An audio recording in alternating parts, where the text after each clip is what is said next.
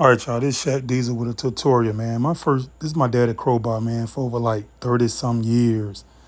These are tools I'm gonna use: the crowbar, the hammer, the valve stem puller, a 19 millimeter socket, and my impact. The impact in the 19 millimeter socket is for to take the lugs off. And then in my 100-foot air hose, didn't need that much, but here go my air compressor. It's probably at 200 psi or 150. Then this is the tire bead breaker. And here I go changing getting up to the tire. You finna use my 19 millimeter impact. Then I also forgot to tell y'all to show y'all you have to use a floor jack too. So the floor jack is presenting itself right here. It's an old one, but it still get the job done. So I'm finna right now go ahead and zip out all my lugs with the 19 millimeter socket, quarter-inch drive, and just get these out the way. I got the car high enough off the ground, so I ain't have to use no jack stands, and then I got it just enough off the ground. So when I get this tire off, I'm going to sit it down and show y'all how to break it down and change it in your yard with all the tools I just showed you. This is a do-it-yourself kind of video today, and I noticed that the tire had a lot of wire. That's why the car was shaking real bad, and the area was bald. Maybe, I don't think it need alignment. I think when we purchased this truck a year ago, that's probably was just a bad tire that was on there and worn itself out.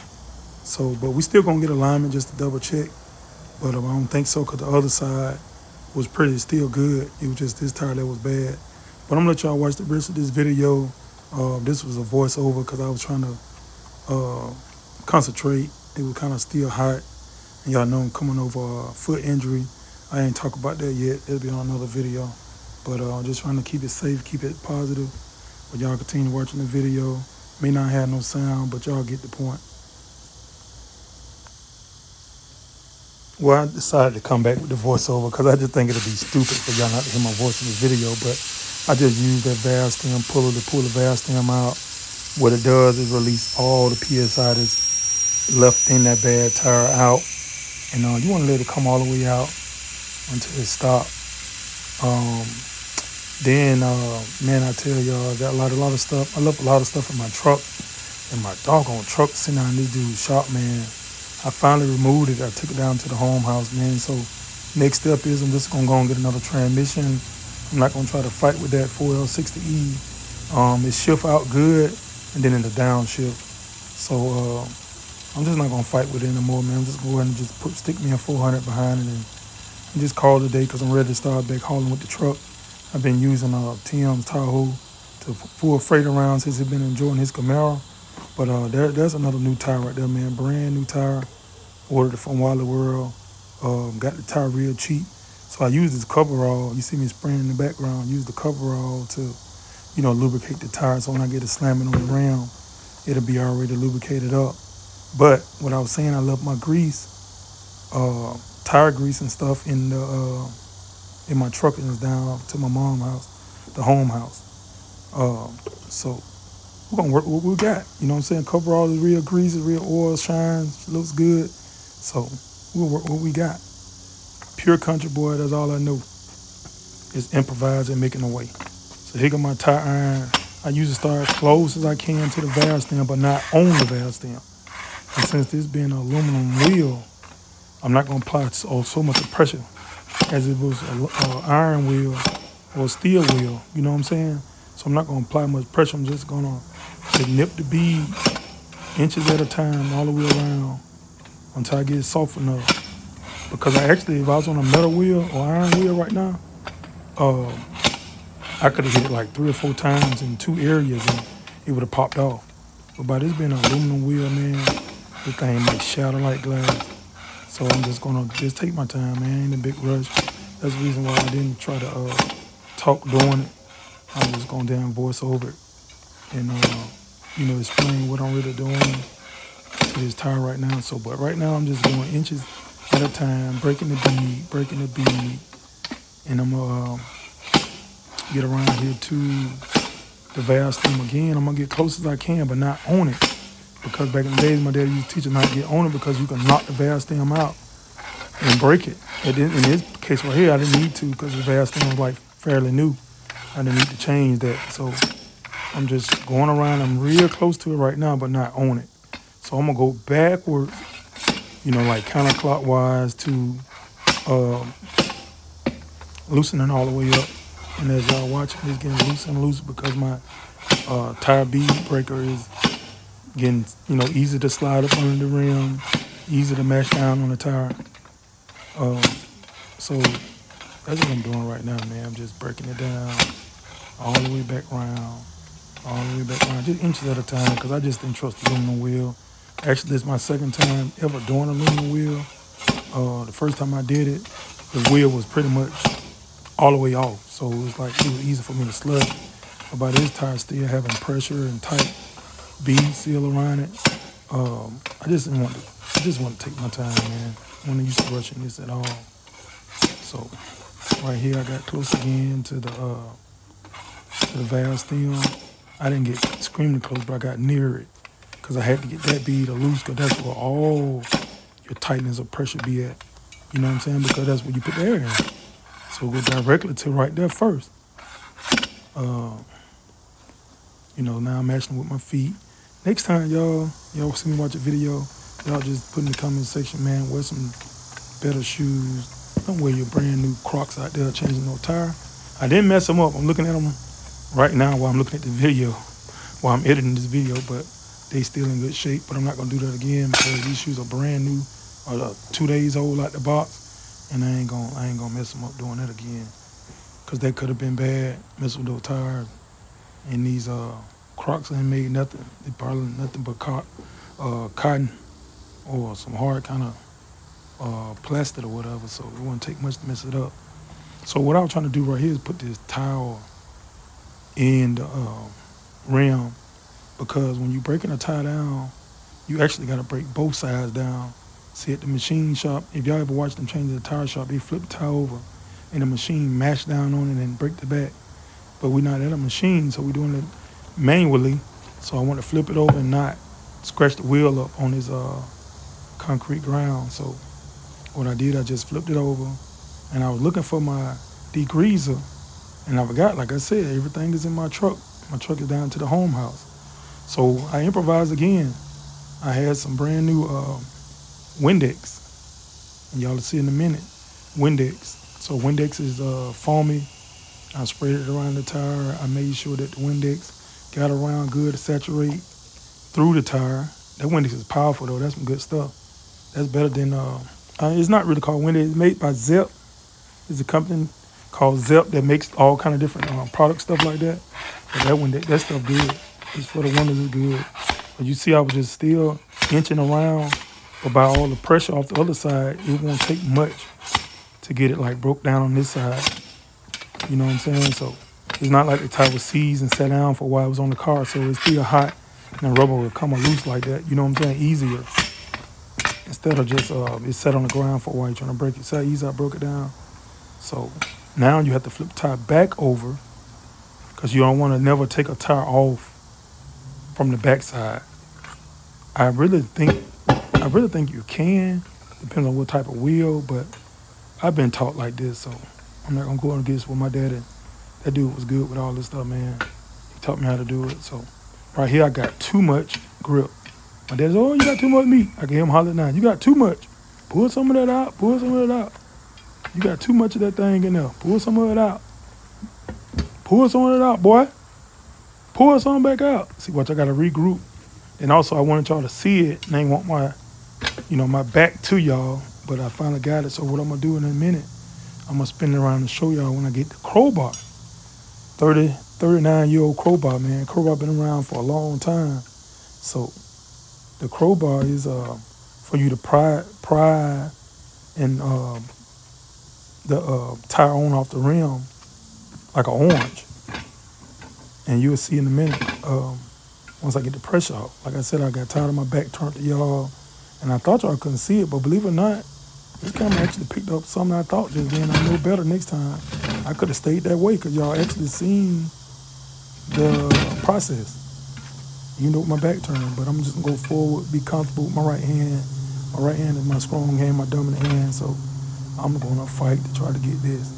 If Daddy was here right now, but like I said, all my tools are left in my truck, so I would have had the flat crowbar, and I could have actually got that up quicker, but I had to use what I got that I already had at home. And then by the time I would have went down to the home house and got the unique tool, it would have been dark. So I use what I got, the 37-year-old crowbar that I keep hanging up. I had a tire breaker like that orange one right there, man. That's brand new. I bought meat and Big C one for Father's Day, probably about 2 years ago. But we actually had an antique one. My dad had the original one for like 45 years ago. And when they stole my truck 4 years ago out the yard, they got rid of all that. But I haven't sort of had a crowbar in the storage doing something else with it. This reason I still got it. But they stole my tire iron and all the other stuff. Well, they stole a lot that day, man. I'm talking about like from weed eater, compressors, lawnmower, man, you name it. They got all my stuff while I was in the house asleep. But my winning read up with good cameras and two good 12 gauges. I don't know. I really and truly I ain't never killed a human before, or did nothing crazy like that before. But I just think I will. Now you got to use the crowbar to peel the tire back over the rim in the front, and then you got to use your hammer to knock the tire off around. If I had the other crowbar and bent it down a little further, I would have just hit it like twice right there. The whole tire would have flipped out. But by me not having enough grip, you got to be very careful because that tire iron will flip like that, and then it'll go up into your eye. I'd had it hit me in my face, forehead, and all that before. And my daddy said, "You bleed?" I said, "It ain't hurt though. We'll keep going." So, man, it made us tough though. I'm just showing y'all why I still was in the tire though. Why I was still in the tire. So that tire was bad. So this is another trick right here. When you get them all, especially doing them at home, I don't never see them do it at the shop. But I clean around the base of the wheel, man. So it won't be no leftover grit, no grime, or nothing to stop the other tire from getting on that ceiling. You don't want no bead, no rock, no kind of gravel, or no kind of hard dust or anything in the way when you're putting this tire back on the rim. Right now I'm looking at the tire because I was trying to make sure I'm looking at the direction pattern. That is very important, people. Keep your direction pattern going in the right rotation if you're doing your own vehicle at home, because what that tire rotation does, people think a tire is a tire. No, the tire rotation keeps the water shredding through instead of going backwards into the car, it's going out. See, I'm pulling that tape off. I never liked that tire tape. Don't nobody know you got a new tire, man. That's so tacky. You ride down the road, that junk like something stuck on your car. That don't work. Take that off. But back to what I was saying was, make sure your tire treads are directional, going in the direction you need to, because what it does, when it hit the water, it splashes it away from the car. But if your tire direction going in the wrong way, it'll splash it to the car, and this is called hydroplaning. Here I go with the hammer again, beating the inside of the tire back onto the rim. I wish I could have got the camera closer that y'all see what I was doing, because I was really nipping it inches at a time, because this is aluminum wheel, and you do not want aluminum wheel with that hammer. It's going to knock paint. It's going to put dents in it. It may even break it. So I was just inching at a time, hitting the number rubber on the tire. I think I may hit the rim once, but I hit number rubber at a time, inches at a time. That's all it takes. You don't have to keep fighting it. Inches at a time, you'll see that tire just, like I said, if I had my degreaser or my oil or my grease, it would have slipped on by now, because it would have been greased and lube. See, boom, it went on quick. So now I don't need the hammer no more. I don't need the tire breaker no more. All I need now is the crowbar. And if I had decent shoes on, people, because I'm like 272, I weighted at 272. Was 330 pounds, maybe 10 years ago, but I lost a lot of weight since then. But I'm 272, man, not a strong 272, but I'm 272. And the weight would have been different with some good shoes instead of my brand new Crocs. I think them Crocs almost $100. They've been out the box 2 days. I wore them for 2 days. Come on, man. but they're best for my feet right now because my feet is really irritated with some stuff. But we're gonna fix that too. I'm just gonna keep on doing what I'm doing and taking time and trying to heal myself, man. Heal myself because I let my foot and stuff like go without paying attention to it. But like I said, there's been another video, man. This is about this tire right now. All right, so I'm prying it, pulling it. And then I'm trying to get a little too much at this time right here, but I got it. But now since I don't have shoes, I'm letting the air in the tire suck up on one side, so it makes it hard. If I had a tire machine, what it does is follow. It meshes the air all the way out on one side while you follow it, and you able to prive it onto the rim. But I gotta improvise as much as I can, man. I don't have enough weight. Don't have the right shoes on, so I'm gonna get it. Trust me, I'm gonna get it. I'm working. So I'm mashing it. It went down, so I got some air out that side, so I gotta work it. You got work it. Okay, too much. Work it. If I had that flat one, I can get that much and come on with it. But with this crowbar here, man, it's real slim over wear and tear. Been around for a while, like I said, 30, maybe 39 years, but if not 40. Been around for a while. That's something I'm just gonna keep forever. That I live. You know what I'm saying? I hope the kids keep it too if something happened to me. So one of daddy crowbars from way back in yonder. So here I go, using the little weight that I do got, trying to mash it. But you're not gonna get it. You got the right shoes on right here with my right feet at. If I had the right shoes on, I could have mashed down so much it would have slipped right on. If I had the grease on there right and the right shoes, I wouldn't have to be working right here. But I'm gonna fight it, man. I'm gonna fight it out, man. I'm gonna get it a little more. I got a little more this time and see can I edge it. I got it, y'all. I'm fighting. I got it. I'm almost home. So I'm mash it. Just gotta try to get my crowbar out because it's stuck now. It went all the way in. I got it. All right, so right here, you rid of the crowbar. Game over for that. Game over for everything but the impact, the jack. And now I got to put my valve stem in because I don't have the that type of air hose that you can just stick on the rim without the valve stem. So I put some more Windex cleaner around it, and just like I said, you don't want it too dry, and you want to kind of lubricate it a little bit. That stuff going to clean it, and plus it's going to be still a little wet before it dries, and that's a good thing. That way I can get the tie the seal. So now I'm reaching to get my valve stem and my valve stem puller to put my valve stem right back in. So it's back in, and I gotta tighten it up all the way because you don't want to try to put air in it with it halfway. That may break the seal on that valve stem that locks in the bottom of the back of the thing. So now I gotta be a little lazy because I don't want the tie to fall. So I'm gonna lay it down and go get the air hose hooked up, which I can hear it seeping like crazy. And then when the PSI get to a certain pound, when the tire gets to a certain pounds of PSI, it's gonna pop twice. You always look for a 2 pop, not 2 pops secure, but 2 pops on the tire. It's gonna pop once in the back and then the last one in the front. That's how you know it's sealed. But I'm going too far. I'll let y'all see as we go. Got the air hose hooked up, got the valve stem put in. So I'm finna put my air hose onto it. I didn't think this thing got locked. I had this thing for like 8 years. I'm gonna get a new one like the new style they got now. So this one, the really old one. But I didn't think it was gonna hold. Usually you have to hold it on the valve stem. They was shot me right there, so I still thought I had to hold it. So I'm holding it still, but mashing and holding it. And I was popping down on the tire so it can, catch seal, catch the air at the bottom, and now it's going up. I'm gonna let y'all hear the pop.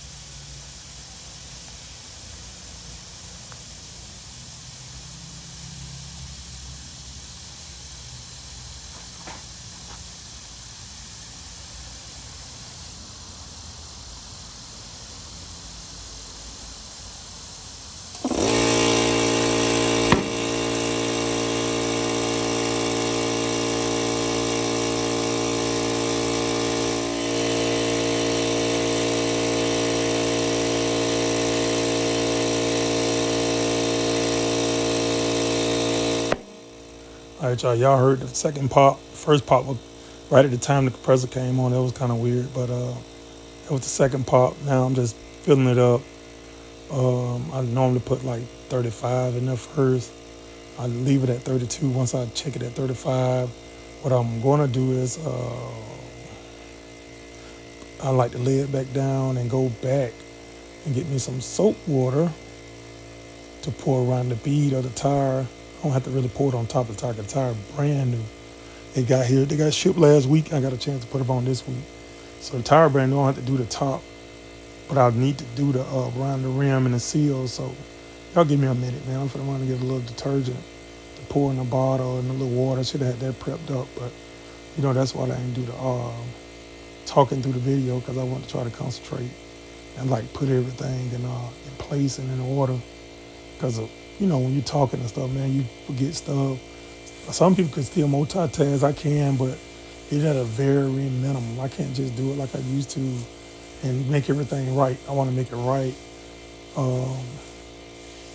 This is my wife's truck. I want to make sure she's safe when she's driving. She can't worry about nothing strange happening or nothing like that. So I'm going to do it perfectly and the best of my ability to do it right.